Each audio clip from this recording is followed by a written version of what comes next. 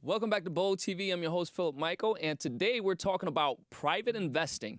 Now, usually we cover investing in public markets like the stock market and crypto, but today our guest is the Chief Revenue Officer of LINQTO, a platform that makes private investing easier. Welcome, Joe. Thanks for having me. All Really right. Appreciate it, Philip. Joe, can anyone become, let's start with this term here, can anyone become an accredited investor?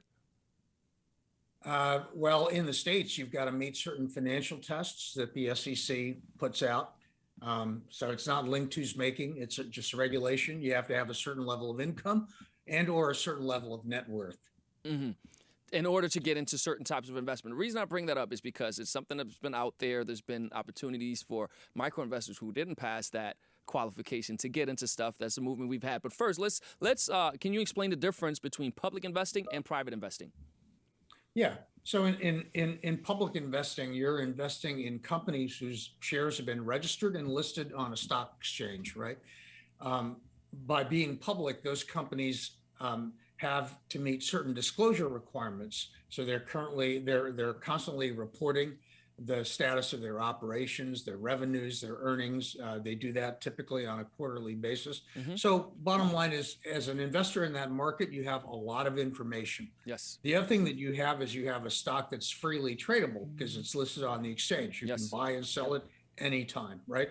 In the private market, you don't have those two things. So you don't have the same level of information disclosure because companies aren't required, like public companies. Private companies aren't required to make disclosures, and the stock is restricted. It's not listed, it's not registered, so it's not freely tradable. You got to deal with the fact that the stock's not liquid. So those are the two biggest differences. The illiquidity versus the liquidity is one of those terms we try to bring this to the forefront. Now, in terms of private investing, the illiquid assets, what companies can we invest in on LINQTO? What types of companies and what companies have you worked with before that people may know? Yeah, so we are focused on tech companies, Philip. If you come to LINQTO and you're an accredited investor, you can invest in really good quality private tech companies, basically before they go IPO. Yes. We've invested so far since we launched this platform only in February of last year. And so far, we've made investments in 21 companies. Nice. And nine of those 21 have gone to exit in the public markets. 3 have completed the exit. 6 are in the process of doing so. So Coinbase is probably a name that everybody knows. It's the largest crypto exchange in the United States, and they went public earlier this year. That was one of our early investments. And our investors made about 8.5x on their investment in a period of roughly 10 months. What are the criteria that you look at from a company? Just so audience can understand, okay, here's what I'd like to get into and why. So what are some of the criteria you look at mainly? I assume there are a couple. Yeah. So we're looking basically for mid-stage companies in the tech world. That's probably a company that is in the Series C range of things, right? So not too early, not too late. We want to see a company that has a proven product market fit. It's got commercial customers. It's got revenue, right? It may not necessarily be profitable, but we see a clear path to profitability based on the scaling that company's doing. And we also look at the private markets, and we want to see that there's demand for that stock in the private market. So there's liquidity around that. How do you assess stock. that? How do you assess demand before actually throwing it out there? How do you assess public demand? Because obviously that's an empirical exercise. You got to see enough people that want to be interested in that. How do you gauge that? Yeah, well, believe it or not, this market actually has a lot of participants in it, albeit institutions, right? So we're different because we're servicing the little guy, the accredited investor who's an individual like you and me. But there is that big institutional market out there, and we look at that institutional market to gauge the liquidity around any particular private stock. How is this different from, let's say, an equity crowdfunding platform that allows you to invest in more so early stage companies, but now they're beginning to have more later stage companies, but practically early stage seed, Series A, where people can get in for smaller money. What is the minimum ticket, and how does this differ? Minimum ticket for you, and how does this differ from those platforms? How does LINQTO differ from this? Yeah. So a crowdfunding is a different type of a regulated capital raising activity, right?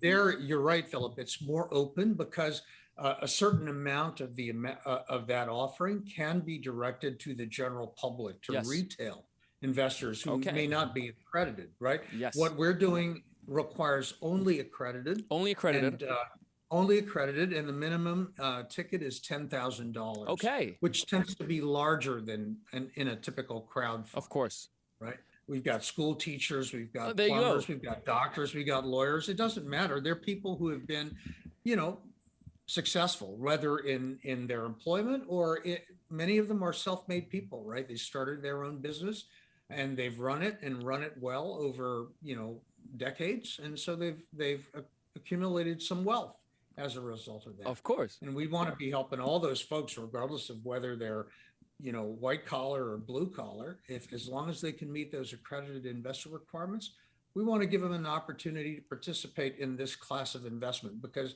if you look at the last 20, 25 years, there is no asset class that has had better returns than private markets. You took all of private equity, right?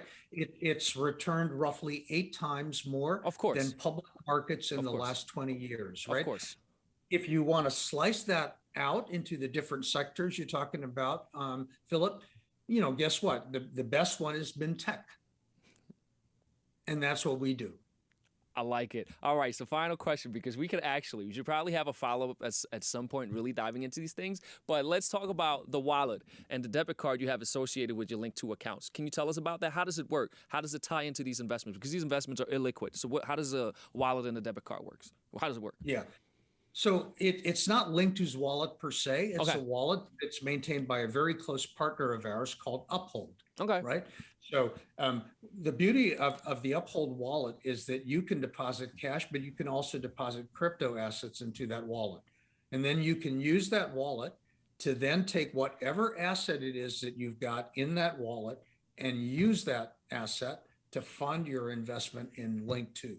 So if you want to buy, that Coinbase stock that we used to have before Coinbase went private, and you have, Bitcoin or XRP or Ether in your Uphold wallet, you can use that digital asset, that token, and use it to fund your investment in that Coinbase stock on the LINQTO platform. Love that. Where can we learn more about LINQTO? Just go to our website, www.linqto.com, or you can download our mobile app. It's on the Apple Store or the Android Store. And it's easy, real easy. Once we screen you and we accredit you, you can literally click to invest. Love that. I'm gonna have to check that out. It's a little secret. I could probably qualify. So I'm gonna go check that out. So thank you so much for being here, Joe.